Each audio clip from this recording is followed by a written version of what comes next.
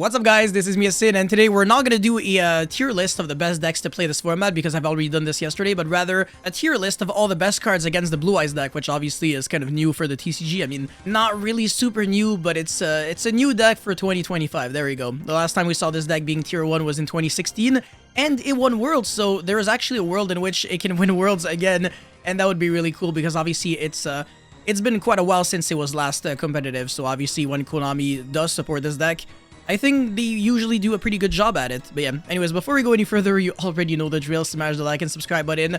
Watch this video until the end, and also, I do have a cool new website as well as a Blue Eye spreadsheet, just in case you're interested and you've never heard about it before. Here is the promo. So I am proud to announce that after all these years, I have finally created my own website dedicated to selling all kinds of products and services, including spreadsheets and coaching sessions, and I do plan on adding some merch in the near future. Most importantly though, the long-awaited Blue Eye spreadsheet is finally here, and for only $25 US, you can become the next Dragon Master. This time though, the spreadsheet comes with a whopping 75 combos, including uninterrupted lines and through handshots including Nibiru, Bestials, Drool, Furos, Veiler, etc. The combos also cover pretty much every build that you can think of, so regardless of the direction that you choose to go for, there is something for you. I'm not gonna spoil too much, but I have managed to cook up some combos that can make 12 disruptions if they go through, and still put 10 disruptions through Nibiru. I also cover my own personal deck list alongside the explanation behind each and every single card and ratio that I play, so that you can understand the deck even if you've never played it before. There are tons of other benefits associated behind the spreadsheet, including access to a Discord community where I plan on hosting classrooms to help everyone master the deck efficiently. So if you're interested in the spreadsheet, you can buy it directly on my website using a credit card or PayPal. The link will be at the very top of the description box below. Anyways, with that said, let's get on with the video. That was absolutely beautiful, but anyways, let's get right into it. So I've got 5 sections: the cards that are must play, the card that, the cards that you can play if you want to, or rather if you can afford the luxury of having them in your deck or side deck, as well as the cards that could be decent but not always super optimal, the cards that are kind of mid, and the cards that are absolute dog shit. So the first one is Lava Golem. I think this card is not necessarily a must play just because obviously you give up here on your normal summon, and against the Primite version, or rather the mid-range version, sometimes they just end on like one spirit with like the Majesty and a bunch of like back row handshots and stuff like that, so Lava Golem is not necessarily ideal. And Sphere mode kind of has the same issue. Like obviously Sphere mode can be worse because sometimes they can end on just like seals and spirit or double spirit, and then this is completely useless. So if anything, I think Sphere mode is even worse. But to be fair, no, actually Lava Golem might have, Lava Golem has a higher likelihood of being utilizable than Sphere mode. So yeah, if anything, I might even downgrade this all the way down to here. I don't know. But to be fair, a board breaker approach is not necessarily bad against Blue Eyes. It can definitely work, especially if you're playing the good board breakers. I just don't think this is the right one. But yeah, Ultimate Slayer. This one, it depends on if you have Golden Cloud Beast Malong in your extra deck. So it's a synchro that whenever it's sent to the graveyard, it bounces back a card on the field. Very similar to Elder Entity Entis. Just gets extra value. My only issue with Ultimate Slayer is that your opponent can just chain True Light to Ultimate Slayer and then chain Blue Eye Spirit to tag out, so that you don't really bounce back the Spirit. And then obviously you can bounce back something else after. So Ultimate Slayer always has value. So this card is not even... It's really far from bad. And if your opponent preemptively tags out like the Spirits into Cosmic Blazar and the other card on standby phase, then Ultimate Slayer has massive value and it can easily break the board in one shot. So if anything, I would actually place the card in must play, but I'm just gonna place it there for now just because this card is only good if you have the synchro target for it, which again is Golden Cloud Beast Malong. Everybody right now doesn't really have synchro monsters. They only really have like Mirologic Aggregator, and some of them have like the Elder Entity Entis with the Link monster, but yeah, you really need the synchro. Anyways, Change of Heart is a card that could be decent. It really does depend on like what kind of end boards people do. But the fact that Blue Eye Spirit can just tag out means that targeting cards are usually not like super ideal. Cosmic Cyclone is absolute dog water unless you're going first. If you're going second, this card's not super ideal at breaking the board. It's not a bad card against Blue Eyes in general, but going second to break the board, it's garbage because the True Light, it only triggers to like self-destruct everything when it's sent to the graveyard. Well, I mean, when it's sent from the field to the graveyard, I'm pretty sure. It's not when it leaves the field. Let me just double check actually, but I'm pretty sure it only triggers when it dies. Yeah, there you go. If this face-up card is sent from the spell and trap zone to the graveyard, destroy all monsters you control. So yeah, Cosmic Cyclone, it's... Ironically, Mystical Space Typhoon is even better than Cosmic Cyclone at breaking the board. That's just kind of funny, but at the very least, Maiden of White cannot loop this card back, cannot loop back the True Light from the Banished. So there is an argument to even justify Cosmic Cyclone overall against the deck. It's not garbage. It's far from bad. Imperm is definitely a mid one. Actually, I'm not a really big fan of this one, but sometimes it's actually not too bad. So I'm still gonna place it and could be decent because, for example, if your opponent has like another Primite Dragon Either Barrel and Sage with Eyes of Blue, you obviously don't want to imperm the barrel. You want to imperm the Link one. So that your opponent cannot get the field spell to extra normal summon the Sage. But if your opponent goes normal summon Sage effect, Imperm doesn't really do much of anything. Like, if your opponent hard drew the Maiden, then you're basically hand looping yourself for one, and also if you hold it for the Link one, it looks like it does a lot, but it really doesn't. So I'm not a super big fan of Valor, Imperm, and like the baby hand traps against Blue Eyes in general, but obviously Ash and Ogre are the really good ones. Regeki is low-key really good, like extremely good, but if you have Stardust Cipher Divine Dragon, Regeki doesn't really do much, so I'm probably just gonna have to place it maybe over there. And obviously, it's a card that is negatable by Blue Eye Spirit Ultimate Dragon, so it's not, like, super perfect. Typhoon is super interesting. Anywhere between here and here. This one's weird. Like, obviously, you can use it on True Light to, like, self-destruct the whole board. It's just that not everybody can afford to play this card, but obviously, if you can, I think this card is definitely worth exploring. Definitely a huge board breaker against the deck. And again, you can use it on your opponent's end phase, whatever. When your opponent makes like a huge board, he's like really safe. He's like, oh, okay, now I don't really lose to Nibiru. I don't really lose to much, but no, you can always lose to Typhoon. And also this card can, you know, check some other cards like Skill Drain and stuff like that. So it really does serve like multiple purposes in a way, kind of. I mean, it gets rid of monsters because obviously you remove the True Light, and it gets rid of Floodgates, and it can just be an interruption overall against the True Light, so they don't set you know, their wishes for Eyes of Blue and stuff like that, or their Majesty with Dragons of White, so that they could destroy your board and actually have some protection from the Typhoon. So yeah, huge fan of this card. Lightning Storm, this is also a card that absolutely could be decent. Maybe less good than Typhoon because it is negatable this time. Nobody's realistically gonna have like the Blue Eye Spirit Ultimate Dragon to, you know, negate. I mean, they're gonna have to like tag out into it first, so I don't know. I don't know if this card is necessarily better than Typhoon, so I'm probably just gonna keep it there. Ash is obviously a must-play. This card's insane. You Ash the Wishes for Eyes of Blue, that hurts a lot. Like, it's actually kind of nasty. Evenly is actually a very mid card, just because, again, they have those Omni-Negates in the form of Stardust Cipher, Cosmic Blazar, or Blue Eye Spirit Ultimate Dragon. So it's very easy to check this card. Not too great. Harpy's Feather Duster, fantastic card. Potentially a card that you gotta play if you can. Even a card that you have to play. Honestly, I actually think this card is really broken. Never mind, it's actually really insane. It's the combination of Regeki and Duster. Like, you basically get rid of the entire board. If anything, Duster might even be one of the best cards against Blue Eyes. But if it resolves, obviously. If your opponent preemptively goes into, like, the big monster that negates, so again, either Blue Eye Spirit Ultimate or Cosmic Blazar or Cipher, then Duster doesn't really do much of anything. So that's like the only drawback for this card. If it doesn't resolve, then obviously it does nothing. Whereas cards like Ultimate Slayer are pretty much always resolving, so that's the reason why this card is kind of nice. Forbidden Droplet is not bad at all. Actually, probably a card that you gotta play if you can play it. It's not necessarily a must-play, because against the mid-range version, their interruptions are so diversified that well, you obviously, yeah, sure, you can Droplet the one Spirit Dragon, but they still have Majesty, they still have hand traps that they surge, they still have follow-up. So I don't really think it's like necessarily the best approach. Therefore, I think Droplet can stay here. Triple Tactic Talent is actually incredible. Like, really good. And the reason why I say this is because the fact that you don't target means that if the Spirit didn't use its tag out effect yet, but your opponent still used the monster effect, you activate Talent, and then regardless of what your opponent does with the Spirit, you get to steal a monster. Like, you either get to steal the Spirit, and then you can tag out your Spirit into Blue Eye Spirit Ultimate if this is a mirror match, and then you can start negating your opponent's cards, or if your opponent tags out into the Ultimate Spirit, then you still steal the Ultimate Spirit, and then you can still negate cards. So this card, I think, is even better in the mirror match when you have targets to summon off of your Blue Eye Spirit Dragon.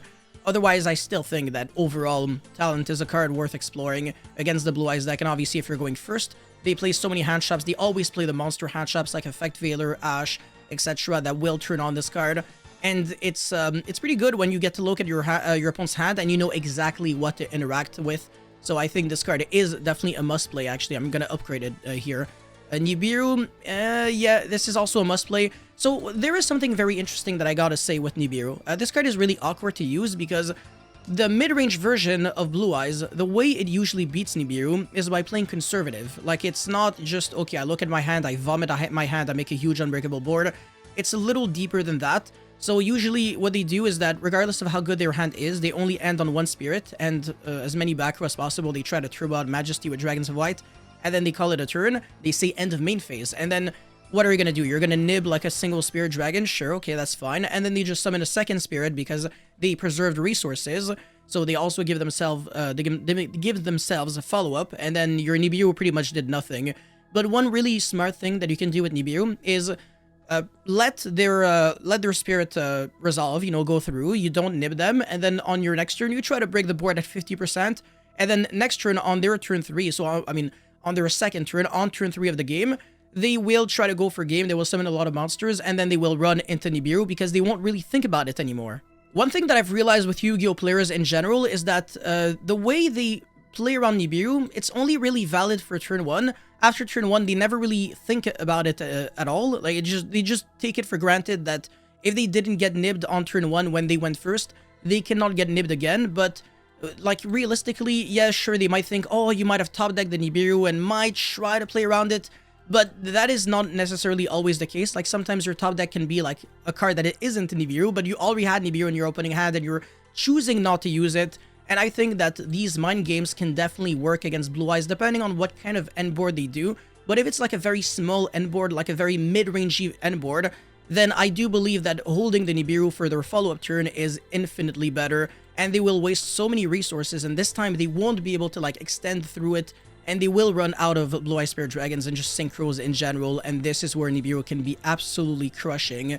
So this is probably how you are trying to nib the mid-range deck, and against potentially the combo version of Blue Eyes, Nibiru is seriously not as good. Again, I have showcased some combos in my spreadsheet. You are more than welcome to check them out. The link will be at the very top of the description for my website. But yeah, anyways, Kashtira Fenrir, decent card. It's not like super good. Probably gonna be downgraded here because it does target. It interacts okay-ish with True Light, but then it's not gonna destroy the whole board. So I think there's just better cards overall than Kashtira Fenrir. But it's still a good card. I'm still gonna have to put it at the very bottom, unfortunately, just because these cards I think might deal a little better with the board than just one single Fenrir that I think is not like super insane. But that doesn't mean that it's bad. It's not a mid card. It's not a bad card. It's a good card. Bestials in general, especially Magnamut, my god, yeah, that's definitely in the must-play section for sure. There's a lot of things that you can Bestial against Blue Eyes. If you Bestial their Blue Eyes, then they can revive back from the banished using Roar, the normal spell card, so that's not always the best. It doesn't make them lose a resource permanently. You can also banish their Maiden of White in the graveyard, which essentially denies them of two extenders because they don't get back the revival, but they also don't get back the effect on the field to like revive back another monster when they target it with the field spell. So it can really hurt a lot, and I do believe that Bestials, if you time them correctly, and if you use them in tandem with other hand shops, they can be really, really good. But it's also the fact that it gets you a monster on the field, so you hurt your opponent while helping yourself in the process, and that's really what makes the Bestials incredible cards in general in Yu-Gi-Oh! It's not just a DD Crow, it's a DD Crow on legs. Book of Eclipse is another card that could be decent, but actually I might upgrade it to play it if you can, just because this card honestly is kind of nasty. Like, you can go, okay, draw phase, turn player priority, activate Book of Eclipse against the board of like double Blue Eye Spirit Dragon, and honestly that just beats the board on the spot. It kind of is unfair, so I'm actually gonna have to put it there, maybe here. It's really good. I even want to put it in must play, if anything, because the only disruptions that are kind of guaranteed through Book of Eclipse are obviously if you already had like a Blue Eye Spirit Ultimate and a Stardust Divine Cipher Dragon, but then that hard plays into Ultimate Slayer, super hard plays. Like, the best way to play around this card is by keeping the spirits for dear life. You keep them as long as possible, and then when your opponent starts playing the game, then you start tagging out so that this has less impact, because at least your opponent committed into wasting like extenders before he can start using this card. But this, you use it as early as possible, and then the two spirits or the two monsters summoned off of spirit if your opponent chains the Book of Eclipse are booked face down anyways, and they do nothing. So this card is insanity, like extremely good. I was just debating whether it's here or here, but honestly, I do believe that it's a must-play. But yeah, the only interruptions that are guaranteed through Book of Eclipse would be like Heretic Seal and stuff like that obviously cannot get Book of Eclipse, and the Majesty with Dragons of White, Effect Veiler that you search, the other non-engine cards in your hand, etc. Yeah, Molchemy Foros, obviously a must play. If anything, this is actually probably the better card against Blue Eyes. So there are ways to only give like your opponent 1 or 2 draws. I actually, not really 1 draw. Usually you're giving 2 draws to your opponent, but sometimes you can give 0 draws and still end on like 2 disruptions if you're playing the Primate Engine in your deck, which I absolutely do recommend. And yeah, I think Foros is like just an unfair card against the deck. They're gonna make like 1 Spirit pass turn, and 1 Spirit is way too fair. It's just not oppressive enough. Against the mid-range version, then it's not as devastating because they can just play for the resource game. I still would consider it good because you're refunding yourself like in the process and you're drawing a card. And you're making your opponent like have to choose to make like a super garbage board. If you have Foros and Nib, you're gonna draw 2 cards and then you nib them. And if they want to make a second Spirit, then you keep drawing even more cards. So you really punish your opponent for just playing the game at like an entry level. Dominus Impulse, another very good card. Another card that you gotta play if you can play it. Obviously, you can use it as a board breaker against Blue Eye Spirit Dragon, so that's Super Polymerization. This is another really broken one. Obviously, every monster is like a light dragon. So you can use it on like Blue Eye Spirit Ultimate Dragon and Crimson Dragon. You make Mud Dragon of the Swamp and you win the game from there. But it's not necessarily a card that will be in like your deck list. Actually, that's I think the problem with like Book of Eclipse. Not everybody is playing Book of Eclipse, whereas everybody is playing these cards. But yeah, these are like the obvious staples, and these are like the less obvious staples. Ultimate Slayer is still a staple. It's just Golden Cloud Beast Malong that isn't. But yeah, Super Poly, you gotta play like Mud Dragon of the Swamp if you want this card to be good. So it's kind of like the same issue with Ultimate Slayer and Multi-Metal Chronus, where the more extra deck cards that you have for the cards to be good, the better the card is. Dark Ruler No More. Actually, this card is Insanity against Blue Eyes, like ridiculously broken. If anything, it might even be at the very top of the section. It really is insane. Really, really good. But against the mid-range version, this card is not good at all. Not a big fan. Just because, again, their interruptions are diversified, so, nah. Kaijus in general, a little better than Lava Golem, but still not good enough. Because, again, like, you get rid of 1 monster, but the deck can easily bring out several gigantic threats, so I don't think it's super insane, but at least it's easier to use, so yeah. Ghost Ogre, yeah, that's a must-play. That's definitely a must-play. It's probably, like, very close to Ash and Foros in terms of impact, just because you can always use this card on True Light. It's always going to trigger the effect of Self-Destruct, and if they don't have Blue Eye Spirit Dragon on the field to negate the graveyard effect of True Light, all their monsters are disappearing. But obviously you can be really clever if you have like Sage and Maiden. You go Maiden first, you place the True Light, you go True Light effect, and then you play something, and then you start playing the game. And you know, even if you got Ogre on the True Light, at least you didn't commit to your normal 7 first, so you don't really have too much to lose. So if your opponent has like Ogre in combination with another Hatchap, it's not going to be super devastating. So if you play very correctly, Ogre is like, Ogre still hurts, obviously. It's still a card that negates the True Light, but at the very least, it's not going to it's not going to demolish your whole board at the very same time. But yeah, very, very good card for sure. Ghost Reaper is a card that you gotta play if you can play it. I wouldn't really know exactly where to place it. Maybe here? Yeah, I think. Just because Ghost Reaper is a handshap that is only truly broken in either in the mirror match or when you got so many extra deck space that you can afford to play a bunch of Reaper targets. So if you play Ghost Reaper, you might as well play 1 copy of Fiendsmith Lacrima. I meant Fiendsmith Requiem, because it is like one of the best Reaper targets against Razor Fiendsmith as well as the Fiendsmith-based strategies. Against Razor Fiendsmith, you wait until they summon Exciton Knight, and then you Reaper the Requiem, so that they commit it to like a useless Exciton. And you can also Reaper Detonator. In case you look at your hand and you're really scared of Detonator, you can also Reaper Abyss Dweller, but that's not as good because their end boards, even without Dweller, are devastating. But yeah, in the mirror match against Blue Eyes, you can Reaper the Link 1, and you can Reaper Blue Eye Spirit Dragon, which basically makes them lose a half of their extra deck. This card is no joke. It was good in 2016, and I'm sure it can be good in 2025 again, so definitely something worth exploring and worth testing. I absolutely recommend.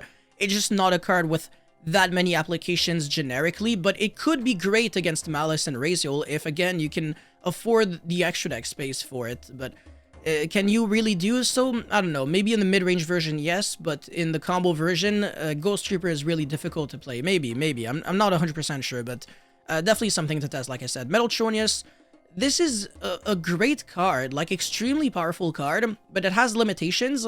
So I think it's actually worse than Ultimate Slayer, just because for this card to be good, you gotta play like the Galaxy Ice package, which is, you know, 3 cards in your extra deck. So you're targeting like a light dragon monster, like Blue Eye Spirit Dragon.